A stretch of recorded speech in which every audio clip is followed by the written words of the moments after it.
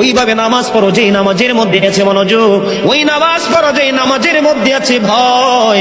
তুমি নামাজটা পড়তে হবে এমন ভাবে বন্ধু, একজন নামাজে দাঁড়ালেন, বন্ধুরে আমার, নামাজে যখন তিনি দাঁড়ালেন, দাঁড়ানোর পরে তিনি বলতেছেন আমি নামাজটা এমন ভাবে পড়তে চাই। কিভাবে পড়ি? কই আমি নামাজটা এমন ভাবে পড়ি, যখন আমি নামাজে দাঁড়াই আমার কাছে মনে হয় আমি ফুলচেরাতের পোলের উপর দাঁড়িয়েছি।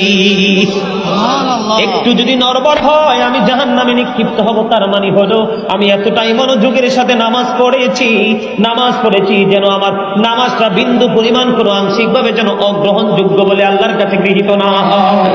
তিনি বলতেছেন আমার কাছে মনে হয় রে এটা আমার জীবনের শেষ নামাজ।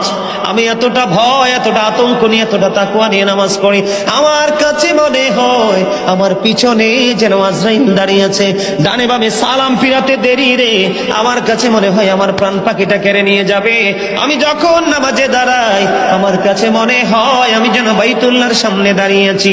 আমার কাছে মনে হয় আমার ডান দিকে জান্নাত অবস্থিত, বাম দিকে আমার জাহান্নাম অবস্থিত।